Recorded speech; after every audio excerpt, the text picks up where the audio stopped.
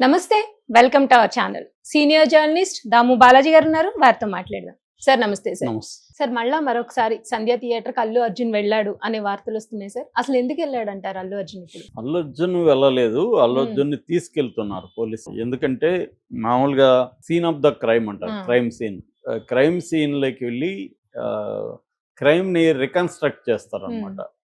పోలీసులు జనరల్ గా ఏం జరుగుతుందంటే, ఒక క్రైమ్ జరిగినప్పుడు అరెస్ట్ చేసి కోర్టుకు పెట్టేస్తారు. పెట్టినాక వాళ్ళు కస్టడీకి తీసుకుంటారు.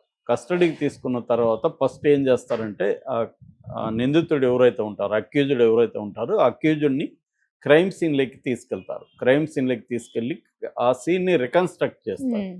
సో ఇప్పుడు అల్లు అర్జున్ని థియేటర్ తీసుకెళ్ళి వీళ్ళు కొంతమంది జనాల్ని అక్కడ పెట్టి, సో ఎట్లా ఎంటర్ అయ్యాడు, అక్కడి నుంచి ఎంట్రీ దగ్గర నుంచి అల్లు అర్జున్ని మొత్తం రికన్స్ట్రక్ట్ చేస్తారు. ఈ సీన్ ఎలా చేసి దానంతా వీడియో తీస్తారు. రేపు పొద్దున కోర్టులో పెట్టడానికి, అంటే ఏం జరిగింది అని చెప్పడానికి, జడ్జి గారికి విజువల్గా చూపించడానికి మొత్తం స్టెప్ బై స్టెప్. అంటే ఇప్పుడు ఒక వీడియోని పోలీసులు రిలీజ్ చేశారు కదా నిన్న, ఆయన సివి ఆనంద్ రిలీజ్ చేశాడు కదా. అదే విధంగా అల్లు అర్జున్ ఎట్లా ఎంట్రీ అయ్యాడు, ఎట్లా లోపలికి వచ్చాడు అనేది ఇప్పుడు అల్లు అర్జున్ దగ్గరే చెప్పిస్తారు. నేను ఇట్లా ఎంటర్ అయ్యాను, నా టీం ఇలా అయింది, ఇవన్నీ చెప్పించి అల్లు అర్జున్తో మాట్లాడిస్తారు. సో దానంతా కూడా వీడియో తీసి కోర్టులో సబ్మిట్ చేస్తారు. అంటే దీన్ని క్రైమ్ రికన్స్ట్రక్షన్ అంటారు. క్రైమ్ రికన్స్ట్రక్షన్ అనేది వెరీ ఇంపార్టెంట్ అనమాట. అందుకని చాలాసార్లు క్రైమ్ చేసిన తర్వాత పోలీస్ కస్టడీలకి ఎందుకు తీసుకుంటారంటే, ఈ crime reconstruction, scene reconstruction, scene of the crime దగ్గరికి తీసుకెళ్ళి సీన్ని రికన్స్ట్రక్ట్ చేస్తారు. అంటే క్రైమ్ సీన్ని రికన్స్ట్రక్ట్ చేస్తారు. చేసి దాన్ని వీడియో తీసి కోర్టుకు పెడతారు. అంటే జడ్జి గారికి ఆ క్రైమ్ ఎలా జరిగింది, ఇప్పుడు ఏంటంటే అంత మాటలే ఉంటాయి కదా, విజువల్ గా చూస్తే ఇంపాక్ట్ వేరు. ఆల్రెడీ విజువల్ గా వీడియో వచ్చింది. ఇప్పుడు ఏంటంటే వీడియో సాక్ష్యం అనేది కూడా అన్నిసార్లు చెల్లదు నిజానికి. కాకపోతే అదేంటంటే ఒక రకమైన సర్కమ్స్టాన్షియల్ ఎవిడెన్స్ అంటారు, అటువంటి దానికి పనికొస్తుంది. డైరెక్ట్గా ఎలక్ట్రానిక్ ఎవిడెన్స్ అనేది డైరెక్ట్ కొన్నిసార్లు పనికి రాకపోయినా, కానీ ఇప్పుడు బిఎన్ఎస్ చట్టం ఎలక్ట్రానిక్ ఎవిడెన్స్ ను కూడా పరిగణలోకి తీసుకోమని బిఎన్ఎస్ చట్టంలో ఉంది అనమాట. అందుకని ఎలక్ట్రానిక్ గా వీడియోలు ఇవన్నీ ఎందుకు బయట పెట్టారంటే, రేపు కోర్టులో కూడా పెట్టాల్సి ఉంటుంది. అయితే ఇప్పుడు కోర్టులో పోలీసులు పెట్టిన వీడియో కానీ కోర్టులో పెడితే దాన్ని మళ్ళీ ఫోరెన్సిక్ పంపించాలి. ఎందుకంటే వీళ్ళు ఎడిట్ చేసి దాన్ని, ఇప్పుడు ఫర్ ఎగ్జాంపుల్ అతను రోడ్ షో చేస్తూ వచ్చాడు అల్లు అర్జున్ అనేది వీళ్ళ ఆరోపణ. రోడ్ షో చేస్తున్నట్టుగా వీడియోలో ఉంది. ఎక్కడ ఉంది వీడియోలో? ఒకే చోట ఉంది. మొత్తం వీడియోలో అతను రోడ్ షో చేస్తున్నట్టు లేదు. అతను ముషీరాబాద్ మెట్రో దగ్గర ఆగినప్పుడు అతను పైకి లేసి చేతులు ఊపుతున్నాడు, అదే ఉంది తప్ప చేసుకుంటూ రాలేదు అతను. కానీ నమ్మించడానికి మనల్ని కింద టెక్స్ట్ ఇచ్చారు, రోడ్ షో చేసుకుంటూ వస్తున్నాడు చూడండి ఈ వీడియో. అది కోర్టులో చెల్లదు. ఎందుకంటే అడ్వకేట్లు కోర్టులో ఈ పాయింట్లంతా లేవదీస్తారు, డిఫెన్స్ అడ్వకేట్లు. అతను ఆగినప్పుడే చేశాడు, దానికి దీనికి చాలా దూరం ఉంది, దాదాపు 2 కిలోమీటర్ల పైన ఉంది. 2 కిలోమీటర్ల ముందు అక్కడ క్రౌడ్ ఉంటే ఆగి వాళ్ళని విష్ చేసి మళ్ళీ కూర్చున్నాడు లోపల అనేది వీళ్ళు ఎస్టాబ్లిష్ చేయాలి. అట్లాగే రెండోది ఏంది, ఇతని మీద ఆరోపణ అల్లు అర్జున్ మీద జరిగిందని చెప్పినా కూడా రాలేదు అని, జరిగిందని మళ్ళీ తర్వాత డిఎస్పి వెళ్ళి తీసుకొని వచ్చామని, జరిగిందని చెప్పినట్టుగా అల్లు అర్జున్ నాకు ఎవరు చెప్పలేదు అంటున్నాడు, వీళ్ళేమో చెప్పినామన్నారు. చెప్పినట్టుగా వీళ్ళు ప్రూవ్ చేయాలి, అల్లు అర్జున్ ప్రూవ్ చేయాల్సిన అవసరం లేదు. ఎవరైతే నేరం ఆరోపించారో, నేరం పెట్టారో వాళ్ళే ప్రూవ్ చేయాలి. అవును మేము చెప్పామని ప్రూవ్ చేయాలి. ప్రూవ్ చేయడానికి వీళ్ళు ఏం చేస్తున్నారు, మెట్ల మీద నుంచి అల్లు అర్జున్ని పోలీసులు కిందకి తీసుకొచ్చే వీడియో వేసి చూడండి పోలీసులు మేము తీసుకొస్తున్నాం అనేది వీళ్ళు చెప్తున్నారు. అది చల్లదు. ఆల్రెడీ ఫ్యాన్స్ ఒక థియేటర్ లోపల వీడియోని ఫ్యాన్స్ కూడా రిలీజ్ చేశారు. ఆ ఫ్యాన్స్ లో పోలీసులు లేరు. అతని తెలిసినాక, అంటే జరిగిందన్నాక అతనే బయటకు వస్తున్నాడు తప్ప పోలీసులు తీసుకురాలేదు. థియేటర్లో బయట వస్తున్నప్పుడు మెట్ల దగ్గర వీళ్ళు యాడ్ అయ్యారు. సో ఇవన్నీ కూడా రేపు కోర్టులో అంత బయట ఇదంటే మీడియా వీళ్ళ చేతిలో ఉంటుంది, పోలీసులు వీళ్ళ చేతిలో ఉంటారు కాబట్టి ఏమన్నా చెప్పేయచ్చు, ఏదన్నా రిలీజ్ చేసేయచ్చు. కోర్టులో అట్లా ఉండదు. కోర్టులో ఏంటంటే కౌంటర్ ఉంటుంది, వాళ్ళ వాదనలు వినిపిస్తారు, వాళ్ళ వీడియోలు బయటికి తీస్తారు, అవన్నీ ఉంటాయి. ఇక్కడ ఇప్పుడు అల్లు అర్జున్కి సంబంధించిన వాళ్ళు ఏమీ కూడా కౌంటర్ వేయట్లేదు. ఎందుకు వేయట్లేదు?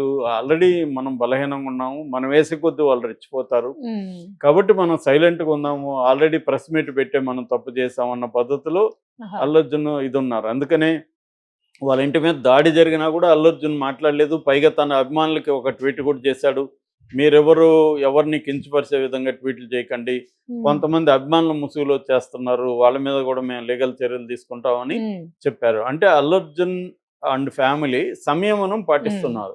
ఎంత రెచ్చగొట్టినా రెచ్చిపోకుండా సైలెంట్గా ఉందాం. సినిమా ఇండస్ట్రీ పెద్దలు కూడా సైలెంట్గా ఉంటున్నారు. ఎందుకు?